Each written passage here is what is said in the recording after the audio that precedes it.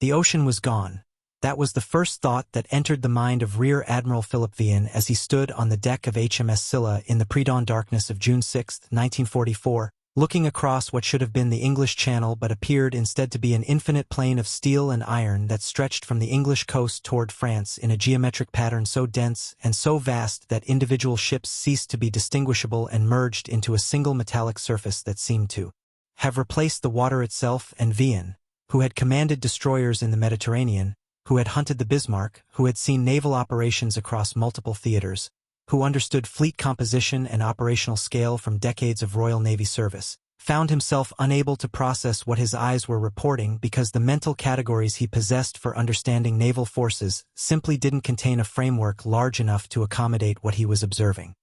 He had expected a fleet, had anticipated an impressive armada, had prepared himself mentally for the largest amphibious operation in history, but expectation and reality diverged so dramatically that his first response was confusion rather than comprehension, was a fundamental questioning of whether what he was seeing was actually possible, whether the horizon that appeared to be unbroken warships could actually represent a single operation's naval component, or whether he was somehow seeing multiple fleets superimposed through some trick of light or fog. But the dawn continued to break and the view continued to resolve, and the unavoidable conclusion was that America had brought to the English Channel not a task force or an expeditionary fleet, but something closer to the entire productive capacity of an industrial civilization transformed into floating steel and deployed across a single body of water. The ships extended in every direction. Battleships whose main batteries represented firepower that could destroy cities, cruisers bristling with anti-aircraft guns, destroyers positioned in defensive screens, and behind these warships came the transport vessels and landing craft in numbers that defied reasonable estimation. Liberty ships stacked with cargo, LSTs with their distinctive bow doors ready to vomit tanks directly onto beaches, attack transports loaded with infantry, specialized vessels for laying smoke and hauling fuel and providing medical care, minesweepers, tugs, repair ships, floating workshops, and behind all of these came the landing craft, Higgins boats and LCIs and LCTs and Dooku's. And the combined visual effect was not of a naval operation in any traditional sense, but of an industrial nation that had decided to physically relocate itself across the channel, that had built a temporary steel surface on top of the water and was now crossing it with everything it owned. British naval officers who witnessed this assembly from various vantage points shared Vian's disorientation, recorded in journals and memoirs and official reports a similar sense that categories had broken, that the familiar language of naval power, talk of ships of the line and task forces and squadron composition, had become inadequate to describe what America had assembled, and gradually through this initial shock emerged a realization that was equal parts admiration and alarm. This represented not just a difference in scale but a difference in philosophy,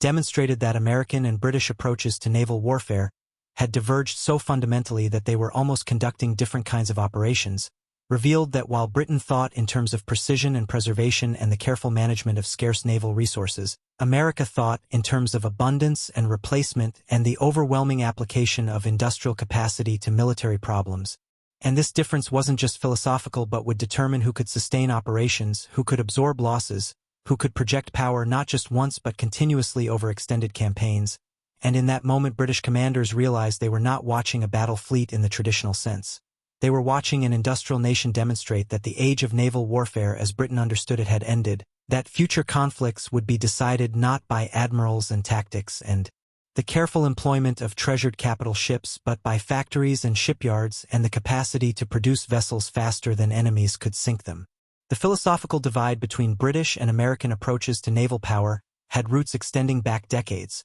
reflected fundamentally different relationships with the sea and with national resources.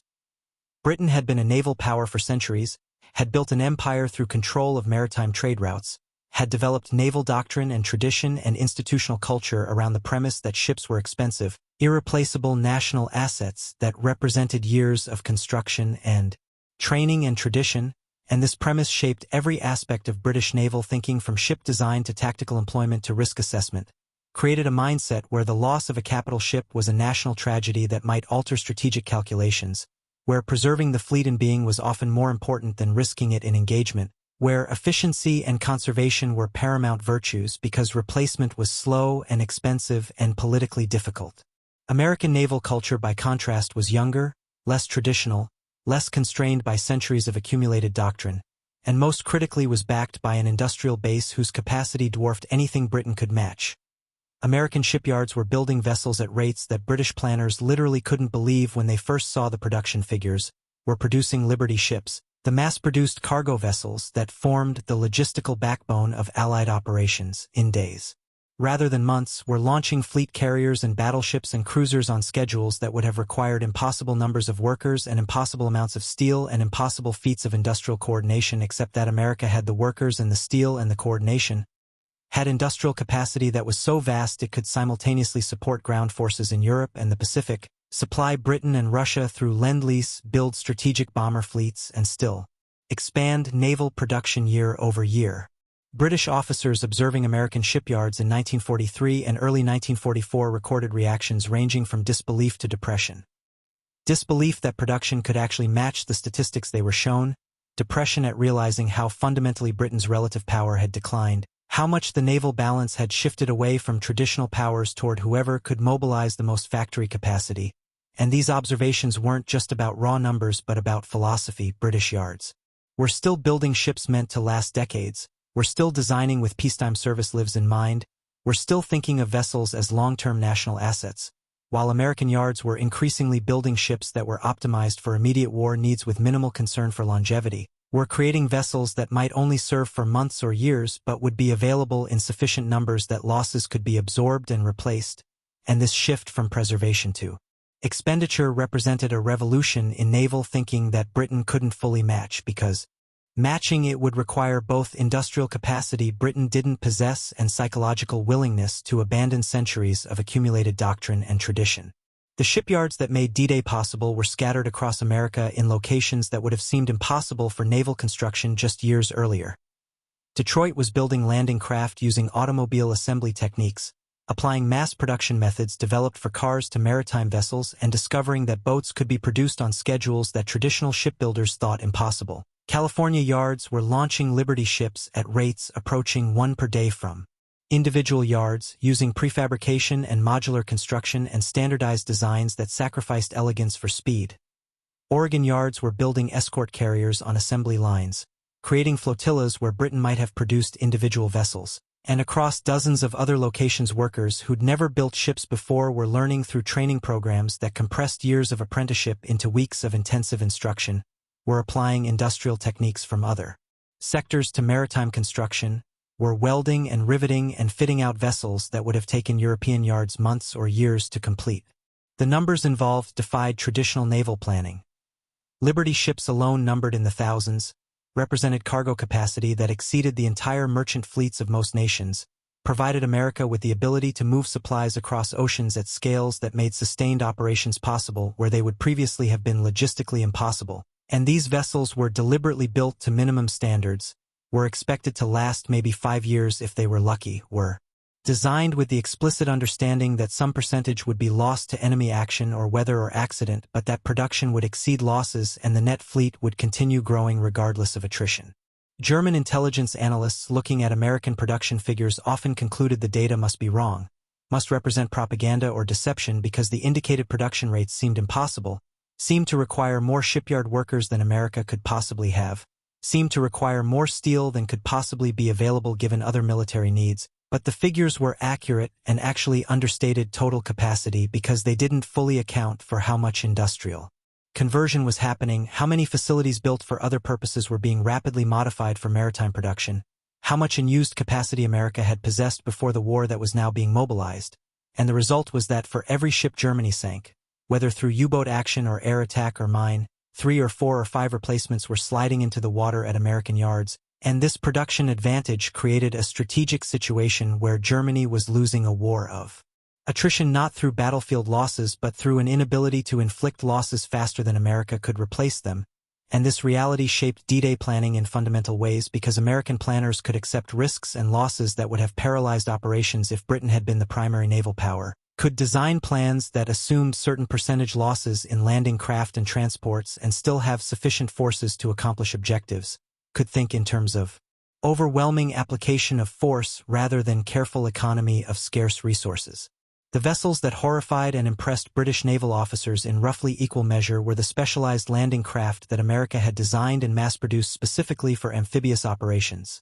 LSTs, landing ship tank, were vast flat-bottomed vessels that could beach themselves, drop bow ramps, and disgorge dozens of tanks or hundreds of tons of cargo directly onto shore, and these ships violated every British principle of naval architecture with their ungainly profiles and minimal speed and poor seakeeping and vulnerability to virtually any weapons system, and British officers initially looking at LST designs assumed they must be some sort of temporary solution or desperate improvisation, but American planners had deliberately chosen to build vessels that were optimized for a single mission even if this meant they would be nearly useless for any other purpose, had decided that creating specialized tools for amphibious assault was more effective than trying to use general-purpose naval vessels in roles they weren't designed for, and this specialization through mass production approach produced landing craft in numbers that transformed amphibious warfare from a risky specialized operation into a routine large-scale capability. The Higgins boat, LCVP in official designation,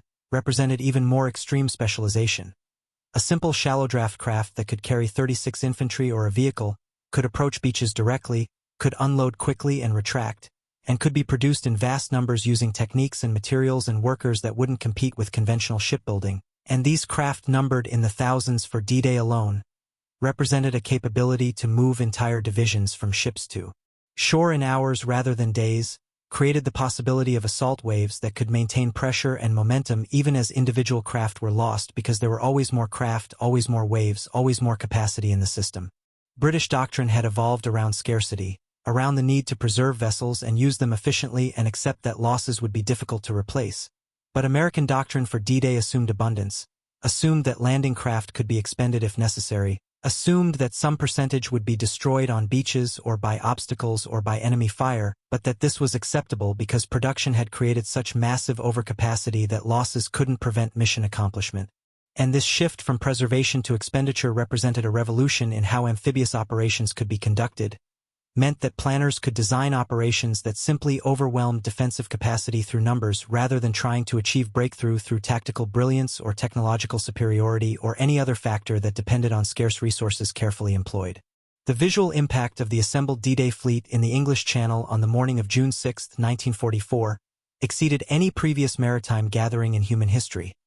Over 5,000 vessels of all types occupied a defined area of water in such density that navigation became a major command challenge, that collision was a genuine risk, that German reconnaissance aircraft looking at the fleet literally couldn't estimate its size because individual ships couldn't be counted from available photography, and this concentration represented not just naval forces but an entire logistical system afloat.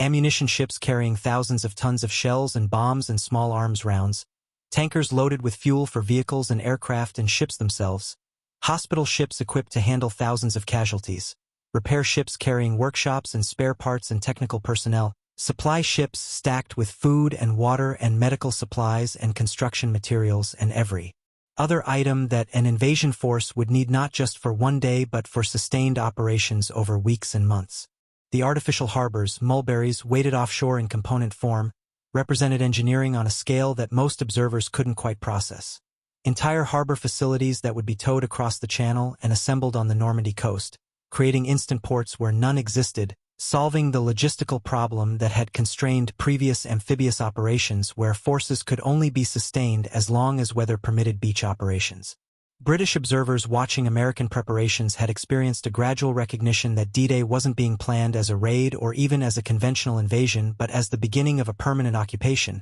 that Americans were bringing sufficient supplies and equipment to support not just the initial assault but sustained operations regardless of what happened to ports or beaches or weather, that the logistical tail supporting combat forces was so vast and so redundant that interrupting it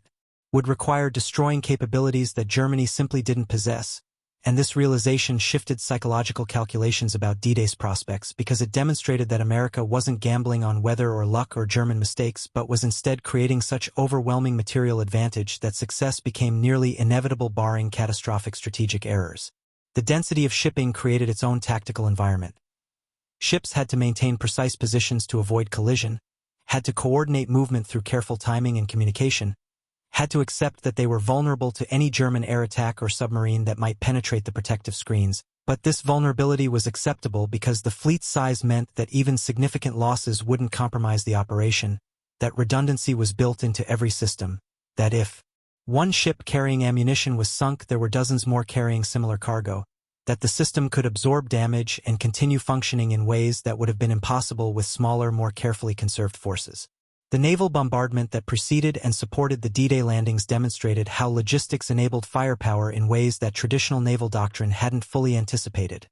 Battleships like USS Nevada, which had been sunk at Pearl Harbor, raised, repaired, and returned to service in a demonstration of American industrial capacity that itself carried psychological weight, positioned themselves offshore and began firing their main batteries at coastal fortifications. And these ships didn't fire carefully rationed salvos but sustained bombardments that consumed ammunition at rates that would have bankrupted traditional naval operations. And the reason they could do this was that ammunition ships waited offshore carrying thousands of tons of shells, that supply lines stretched back to American factories producing explosives and propellant at rates that exceeded consumption, that the logistical system supporting the fleet was designed to enable maximum firepower application without concern for conservation or efficiency, and this shift from ammunition as scarce resource to ammunition as abundant consumable transformed naval gunfire support from occasional intervention into sustained suppression that could continue for hours or days as tactical situations required. German defenders in coastal bunkers experienced this bombardment as something qualitatively different from previous naval gunfire they'd encountered. There was no pause, no slackening, no sense that American ships were rationing shells or would eventually exhaust their magazines, just continuous pounding that destroyed fortifications and demoralized defenders and created conditions where German counterfire was suppressed and American infantry could land with reduced opposition, and post-battle. Interrogations of German prisoners revealed that this sustained firepower had psychological effects beyond its physical destruction, had created the perception that American resources were genuinely unlimited, that attempting to resist was futile because there would always be more shells, more ships, more supplies supporting American forces. The firepower made possible by logistics extended beyond naval guns to include air support that was similarly sustained and overwhelming. Aircraft carriers offshore and air bases in Britain provided continuous air coverage, enabled fighter sweeps and ground attack missions and reconnaissance flights on schedules that German forces couldn't match, created air superiority that wasn't achieved through tactical brilliance but through simple numerical and logistical advantage. America could maintain more aircraft in the air because it had more aircraft, more pilots, more fuel, more ammunition, more maintenance capacity, more redundancy at every level of the system, and this advantage compounded over time because losses could be replaced while German losses permanently degraded capability. The 24-hour weather delay that postponed D-Day from June 5 to June 6 represented a test of the logistical system that would have collapsed operations planned with traditional naval resources. Thousands of ships loaded with troops and equipment had to maintain position for an additional day, had to keep personnel fed and supplied and ready, had to manage fuel consumption and mechanical wear and the psychological stress of extended waiting under combat conditions, and traditional naval operations would have struggled with this delay because fuel margins would have been tight and food supplies would have been calculated for specific timelines and unit cohesion would have degraded as troops remained in confined spaces longer than planned. But the American logistical system absorbed the delay almost effortlessly because redundancy was built into every calculation, because ships carried extra fuel and extra food and extra supplies specifically to handle contingencies, because planners had assumed things would go wrong and had built systems robust enough to continue functioning despite problems. British officers observing how American forces handled the delay realized that this capacity to absorb setbacks represented strategic advantage beyond the obvious numerical superiority.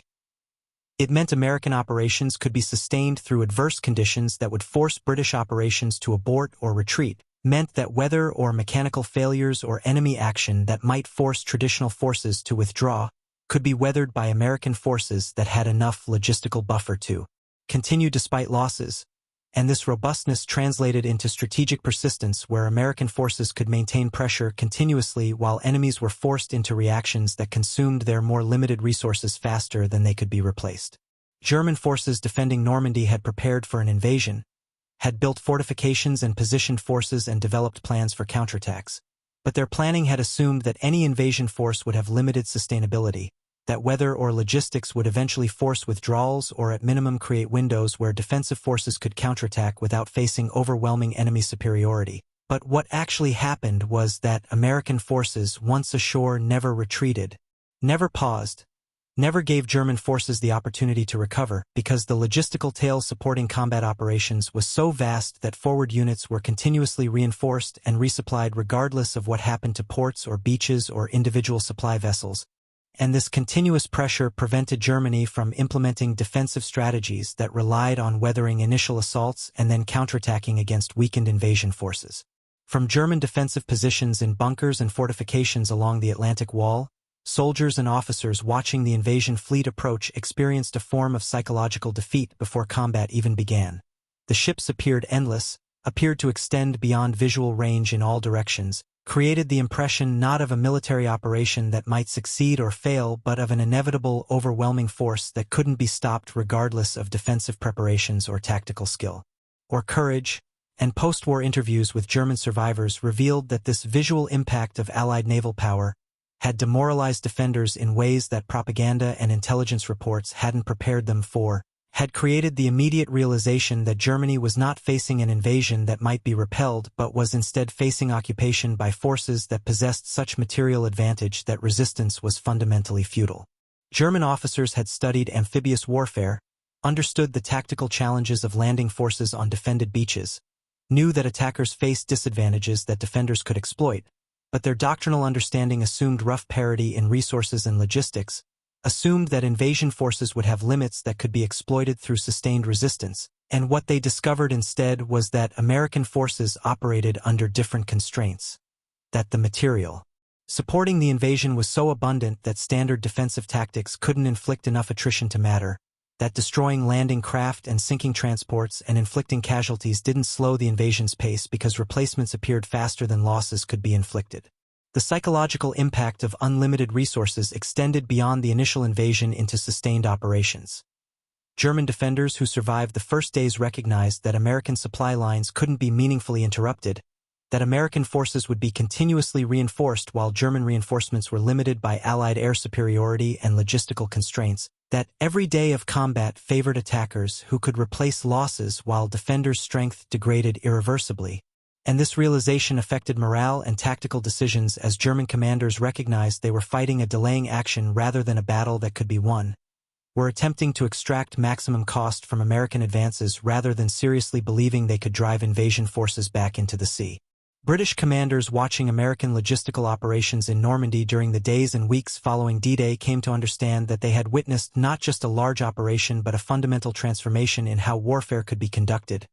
that America had demonstrated capabilities that changed strategic calculations about future conflicts, that the relationship between industrial capacity and military power had shifted in ways that made traditional calculations about naval strength and army size less relevant than calculations about production capacity and logistical throughput.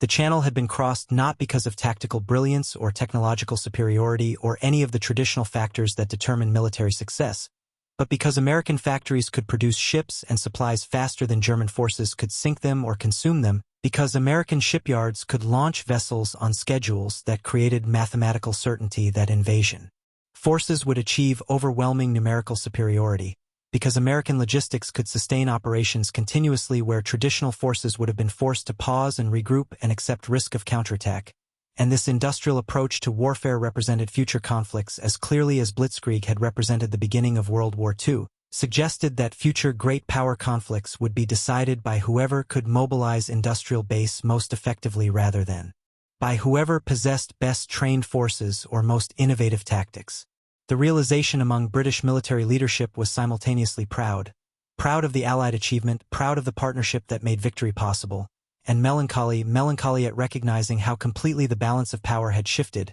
how much Britain's relative capability had declined, how future conflicts would be shaped by American capacity rather than British experience or tradition, and this realization shaped post-war planning as Britain recognized it could no longer sustain great power competition through traditional means, needed to find new roles and new relationships that acknowledged changed circumstances, needed to preserve what influence it could in a world where military power increasingly correlated with industrial capacity rather than with naval tradition or imperial holdings or centuries of accumulated expertise. The ocean had become a bridge, not through engineering or technological innovation but through the simple application of overwhelming productive capacity to the problem of moving forces across water, through building so many ships that water ceased to be an obstacle and became merely distance to be crossed, through creating logistical systems so robust that sustaining operations became routine rather than exceptional, and this transformation marked the end of naval warfare as Britain understood it and the beginning of a new era where factories mattered more than admirals, where replacement rates mattered more than preservation, where abundance trumped efficiency and where industrial nations could project power continuously rather than carefully, and June 6, 1944, was the moment when this new reality became undeniable, when British commanders watching American ships displace the English Channel recognized that they were witnessing not just an invasion but the visible manifestation of how fundamentally warfare had changed, how completely industrial capacity now dominated military outcomes, and how the future would belong to nations that could mobilize production rather than to nations that could mobilize tradition, and standing on decks watching dawn break over 5,000 ships that represented more tonnage than most nations' entire navies, that carried supplies sufficient for months of sustained operations, that demonstrated logistics as strategic weapon rather than mere support function, British officers understood that they were watching history pivot, watching the old order give way to new realities, watching the ocean itself become subordinate to industrial will,